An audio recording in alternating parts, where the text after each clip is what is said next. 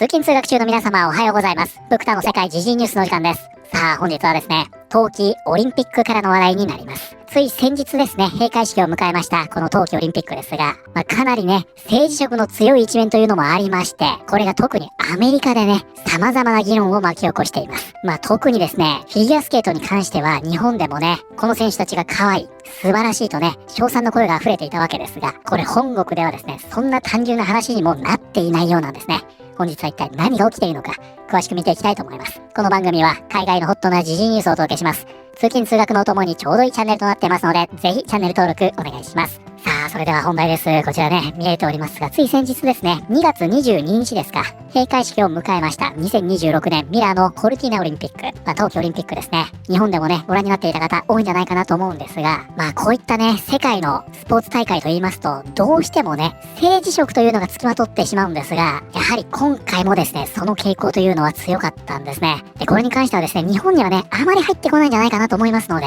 本日ね、本国でどのような議論になっているのか見ていきたいと思います。で、まず最初はですね、日本でもね、大変話題になりました。こちらの選手です。アンバー・グレンがチーム USA のフィギュアスケーターたちに向けられたオンライン上のビトリオンを非難。非常に不快だ。ということで早速ですが、こちらですね、ビトリオンとあります。こちらが本日のキーワードになります。Vitriol。激しい批判という形で表現される暴力的な憎悪と怒り。ということでこちらね、ビトリオンというのは激しい非難という意味になります。日本ではね、毒舌と訳されることもあるんじゃないかなと思いますが、実際はですね、それよりもかなり強いニュアンスですね。相手への感情的な嫌悪感、これをね、ヘイトというでしょう。そして何かに対する反発、これをバックラッシュと言います。そしてその時に投げかけられる、相手に向けられる激しい非難の言葉、これがね、ビトリオンです。これね、昔は硫酸という意味で使われておりまして、つまりは皮膚を焼くような激しい破壊力ですね。ここから転じて相手を攻撃する強い言葉と、このように使われるようになりました。つまり硫酸を思わせるような激しい毒舌というニュアンスですね。ということでこちらはアンバー・グレンがチーム USA のフィギュアスケーターたちに向けられたオンライン上の激しい中傷を非難。本当に不快だ。アメリカのフィギュアスケーターアンバー・グレンは自身とアメリカ代表のチームメイトであるフィギュアスケーターのアリサ・リュウおよびイザボー・レビトについてオンライン上に本当に不快なことが投稿されていたと語った。オンラインでああいうものを目にせずにいるのは難しい。特にイザボーのようなまだとても若い選手にとってより安全な環境が整えられるようになればと願っています。ということでね、今回こちらに見えております右側のこの彼女ですね。これがね、アメリカのアンバー・グレン選手。日本ではね、こちらね、ライブダーニュースにもなっておりますが、坂本選手がね、泣いているところを撮ろうとしたカメラマンがいて、それをね、映すなと言って、その間に立ちふさがった、このね、坂本選手を守ったということで、日本ではね、大変称賛されているんですね。内容詳しく読んだらまたうるっときた。外見も心も美しい。なんと美しい。素晴らしい。こちらね、これこそが真のスポーツマンシップだと。このように言われているんですが、アメリカではですね、かなり物議を醸す選手になっています。じゃあなんでなのという話ですね。今月初め、グレンは LGBTQ+ の権利を支持する発言をした後、ソーシャルメディア上で恐ろしいほどの数の脅迫を受けたと語った。ということで、これについてはね、様々なメディアが取り上げているんですが、こちらね、ピープルも取り上げていますね。ここではね、何が起きたのかと言いますと、こちらまさにね、彼女のインスタグラムからの引用があるんですが、これね、また記者も記者なんですが、とある記者がね、トランプ大統領や LGBTQ コミュニティに対する彼の対応、これがね、あなたにどのような影響を及ぼしましたかと質問します。するとね、ここで答えているんですが、ここ数年はね、コミュニティにとって非常に厳しい年になったと。そしてこの政権下で、トランプ政権ですね、この下で、私たちはね、コミュニティとして団結し、人権のために戦わなければならなかったんだと。こういった話をするんですね。そしてね、その下になります。こちらですね。あなたはね、ただのアスリートなんだから仕事に集中しろ。政治については黙ってろと言うけども、今起きてることはあなたにとっても人事ではないんだから、私は黙るつもりはありませんと。このような発言をするんですね。じゃあね、そもそもこれは何のことを言っているのか。それがね、こちらになるんですが、ピンクニュースです。アンバー・グレンが全米フィギュアスケート選手権で優勝した初の公にカミングアウトしているクイア女性となった。ということで、こちらね、2024年の記事になるんですが、このね、アンバー・グレンというのは自身がね、パンセクシャルであるということをカミングアウトしておりまして、ここからもわかりますが、それをね、全面的に押し出している選手なんですね。で、これはね、発言にも表れておりまして、カミングアウトしているクイアの女性として、初めて優勝できたことは本当に素晴らしいことです。私を見て、彼女が私を代表してくれている。しかもそれがトップスケーターの一人で、私は自分を隠さなくていいんだと感じてくれる人たちがいる。こうした一面を持っているからといってトップアスリートになれないわけではないんです。というような形でですね、割とね、一人のスポーツ選手として優勝したというよりは、クイアの女性として優勝したことに意味があるというような文脈でこれを語っているわけですね。それがここに繋がっていると。そしてこの発言をしたことにより、彼女はね、批判にさらされることになりまして、SNS から遠ざかるようだという報道がされています。で、これに関しては、先ほどのアンバーグレン選手だけではありません。こちらに見えております、クリス・リリス選手。この方、スキー選手ですが、他にもね、複数の選手が、主にトランプ政権下のアイスですね。これを批判する発言をしていると。こちら、民主党をね、プロモーションする X アカウントがこの件伝えています。アメリカのフィギュアスケーター、アンバーグレンが、トランプ政権下において LGBTQ+ のアメリカ人を支援するために自分のプラットフォームをどう活用しているかについて力強く語った。これは素晴らしいことだということで、つまりは今回のね、この発言というのを民主党寄りのアカウントがトランプ叩きのために使っているということですね。このようにね、様々な発言が政治利用されていくというのがこの後にも伝わってきますので、ちょっと覚えておいてくださいね。なんですかね、リプランは非常に辛辣でして、自分のセクシャリティをやること全ての中心に据えるのは本当に我慢ならない。それは一部の人にとってまるで宗教のようなものだ。彼女は国と国旗にとっての恥だ。メダルを一つも取れなくても正直どうでもいい。目覚めたウイルスが私たちのスポーツ界に入り込んでいて、それを見ているのが辛いんだ。私はゲイのアメリカ人だ。アンバー、私は全く問題ないよ。LGBTQ+ はコミュニティなんかじゃなくて、急進的な政治イデオロギーだ。彼女は自分にどんな人権がないと思っているんでしょうか。私はゲイのアメリカ人男性です。白人リベラル女性にはもう私たちの代弁をやめてほしい。その美徳アピールはもう十分です。というような形でですね、この一件に関しましては、これね、民主党寄りのアカウントにもかかわらず、そのリプランではですね、これについてね、激しい批判が行われているという状況になっています。現状では、日本ではね、素晴らしい、これぞスポーツマンシップだと、このように称賛されている一方、本国ではね、この発言というのがありまして、かなり議論を呼んでいるということなんですね。アスリートにはこれまで政治的問題に踏み込むことを控えてきた歴史があるため、この一件はオリンピックファンの間で賛否を呼んでいると。今回のこの一件に関しては、結局ね、これを質問する記者がどうなんだっていう話にもなると思うので、この場でね、この後ろ誤飲があるわけでしょ。ここで質問してるのが記者なわけで、このグレン選手ね、私は質問されたから答えただけなんだよと、このようにも言っておりまして、それは一理あるよなと思ってしまいましたが、ここではどうなんですかね。どういう風に答えるのが正解だったんでしょうか。私はスポーツ選手として国の代表としてここにいるので、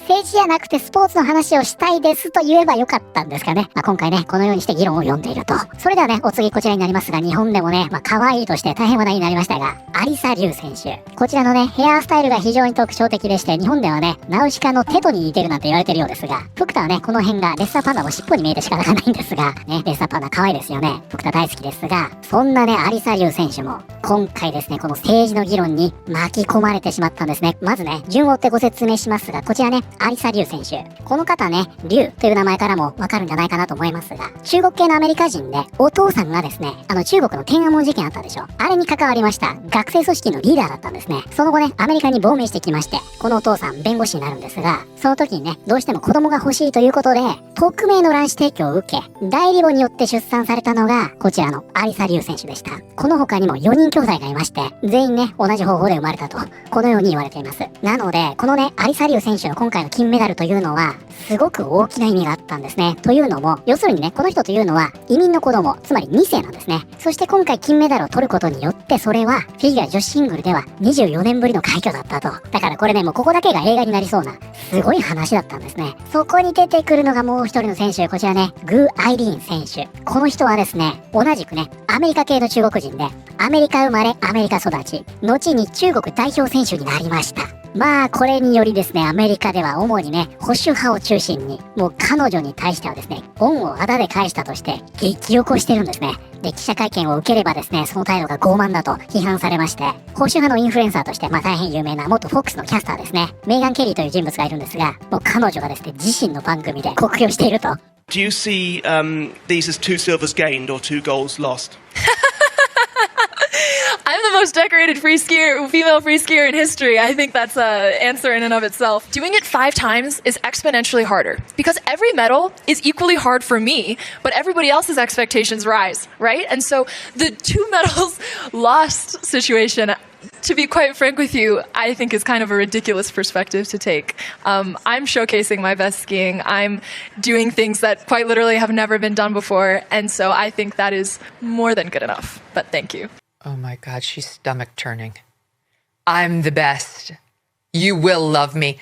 Fucking enjoy China, okay? で、悪いことにですね、さらにね、こちらのグー選手、こちら、ウォールストリートジャーナルからこんな話が出てきました。中国のアメリカ生まれオリンピック選手に対する隠された政府資金。ということでね、ここではね、何が起きたかと言いますと、このね、アメリカ生まれ、アメリカ育ちにもかかわらず、中国代表としてね、競技しているこのグー選手、中国政府からですね、高額の資金を受け取っていたんじゃないか。このように言われているんですね。で、これはね、北京市の体育保健局の予算が公開されまして、この時にね、もう一人、アメリカ系中国人の選手がいるんですが、この二人にね、過去3年間で合計約1400万ドルが支払われていたと。これがね、記載されてしまっていたんですね。なんですが、後に、ここからはね、二人の名前が消されました。するとね、これが壮絶なバックラッシュになっていると、こちらオリンピックのアカウントですね。こちらグー選手についてポストしておりまして、アメリカでどれほど賞賛を受けていたか想像してみなよ。それなのに君はこの先ずっと裏切り者として知られることになるだろう。彼女はチーム USA を代表する一生に一度の機会を逃した。彼女はレガシーよりも金を選んだ。今から50年後、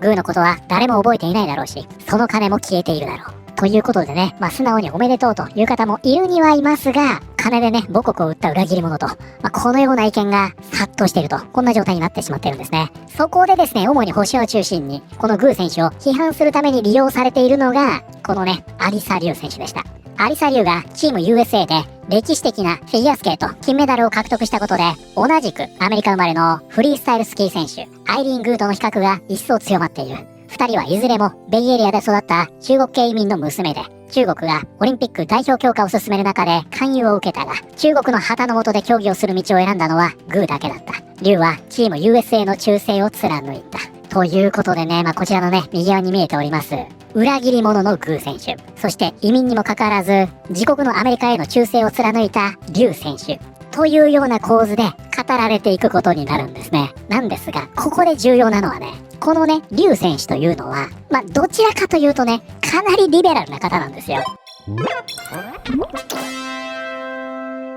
それがね、こちらになりますが、アリサ・リュウは LGBTQ コミュニティを支持し、冬季オリンピックで輝く。ということでね、こちらね、2022年の記事になるんですが、この時はね、LGBTQ+ コミュニティに対しての支持というのを、インスタグラムのプロフィールにね、プロナウンなんかも表記して、強くね、支持する立場というのを取っていたんですね。ちなみにね、こちら、全米フィギュアスケート協会。この公式サイトにはここね、アリサ・リュウさん、プロナウンの表記がありまして、見てください。シー・ハーになってるんですよ。これね、ちなみにプロナウンの欄、ない方もいるので、ここね、プロナウン表明してる人だけ、この項目が追加されるようになってるんでしょうね。なんですが、現在はですね、こちら彼女のインスタアカウントですね。ここ見てみますと、以前はね、あったとされているプロナウン、もうないんですね。アリサ・リュウは、ベイの代名詞やプライド関連の投稿を削除した。4年前彼女は LGBTQ コミュニティの希望も背負っていた。もちろんリュウがカミングアウトしたわけでも、自分がそのコミュニティの一員だと明言したわけでもない。しかし彼女はソーシャルメディアで LGBTQ コミュニティやプライドへの支持を表明していた。さらにインスタグラムアカウントでは自身の代名詞を She, They と記載していた。それを受けて多くの人が彼女をノンバイナリーやクイアだと語った。しかし現在ではそれらの投稿は全て削除されているようだ。リュウは LGBTQ かもしれないし、そうでないかもしれない。いずれにせよ彼女は多くの場でオルタナと呼ばれている。つまりは主流ではなく自分のスタイルで生きていると。ということでですね、ここからはね、もう本当に想像するしかないんですが、このね、リュウ選手、4年前まではね、確かにこういったものをね、最初にご紹介しましたアンバー・グレン選手同様、プロフィールに記載してみたりね、前面に押し出していたにもかかわらず、現在ね、そのプロフィールも、これに関連する投稿も全て削除していると。このように言われているんですね。なので、おそらくですね、彼女は、こういったものをね、スポーツ選手として前面には出しません。このような判断をしたのかもしれませんね。ここだけ見ると彼女はね、そのアスリートとしての自分とアクティビストとしての自分のバランスを取ろうとしているように見えますよね。移民に対しての話なんかはしっかりしてたりするので、なので先ほどありましたこちらのね、フォックスのような扱われ方。これね、正直かなり不本意なんじゃないかなと思うんですよね。彼女にとっては。なんだけど現在ね、保守派を中心に、このリュウ選手というのは愛国の象徴としてね、利用されてしまっていると。で、これについてはね、もはや何でもありの状態になってしまっておりまして、中国は2022年オリンピックで中国代表として出場するよう、アリサ・リュウの家族に数百万ドルを提示したと。これをね、保守系のメディアとして知られております、アウトキックの創設者、これね、クレイ・トラビスと言いますが、この人はね、発言してるんですね。なんですが、これについてはですね、プクタ調べましたが、裏が取れませんでした。こちらのメディアでも言われているんですが、この主張にはね、根拠がないと。で、さらにはこちらですね。アメリカのフィギュアスケーター、アリサ・リュウが、ソーシャルメディアからプロナウンや LGBT 支持投稿を削除したことに対する反発について言及。あの頃は子供だったし、もうああいうものは信じていない。ということでね、この投稿ではね、このアリサリウ選手、さらに踏み込みまして、プロナウンやね、削除を取り下げたのは、自分はね、もうすでにそういったものを信じてないからなんだと、このように言ったという投稿がこちら見てください。14万いいね。これね、大バズりしてるんですよ。で、これね、本当に言っていたらすごい話だなと思って、プクタね、調べましたが、ね、皆さんもお察しの通り、そんなソースね、出てきません。いや、もしかしたらね、プクタが探せていないだけかもしれませんよ。でも現状ね、こういった発言をしたというソースは見当たらないんですね。なので皆さん、このオリンピックを取り巻く文化戦争、こういったね、よくわからない情報で溢れ返っておりますので、うかつに信用しないようにね、気をつけていただけたらと思います。現在ですね、保守派が持ち上げているあの選手、目覚めてるんだけど、もしかして知らないのとリベラルが保守派を嘲笑してみたり、いやいやそうじゃないんだ。俺たちは愛国心があれば、目覚めていようが関係ないんだ。こんなことを言う保守派の間で、バチバチと激論が繰り広げられているという状態になっています。はい、ということで本日はですね、先日閉会式を迎えました2026年冬季オリンピックの政治的な議論についての話題を見てまいりました。いかがだったでしょうか。プクタはね、この一件で思うのは、このね、二人の思想というのは一旦端に置いといて、このアンバー・グレン選手についてはね、明確にね、批判の対象となった発言というのがあるわけですよ。ほとんどね、記者の誘導なんじゃないかなと思いますけどね、かわいそうな話ですが。一方、アリッサ・リュウ選手でさえ、結局のところ、こうやってね、政治的、そして文化戦争に巻き込まれていくわけでしょ。発言をしてもしなくても、結局のところ巻き込まれるっていうね、これがね、非常にわかりやすく可視化されたのが今回の出来事だったんじゃないかなと思いましたが、選手も大変ですね、いろいろ。で、今回ね、トランプ政権下のね、アイスを批判する、こういった発言というのも目立ったんですが、2年後ですか、2028年、ロサンゼルスオリンピック開催予定ですよね。ここではね、トランプのお膝元ですから、こういった発言というのは抑えられるのかななんてね、思っていたんですが、今回の件を見ますと、むしろね、この機に乗じてまた記者たちが、ここぞとばかりにこういった発言を引き出そうとする。こういったことがね、爆発的に増える可能性ありませんか？そう思いませんでした？なんかね、プクタはそんな気がしなくもないんですが、このあたりね、どうなっていくのか、注目しておきたいところです。皆さんはこれについてどのように思われたでしょうか？ということで、本日の動画は以上になります。この動画良かったよと思っていただいた方、ぜひチャンネル登録、グッドボタンお願いします。それではまた、通勤通学中にお会いしましょう。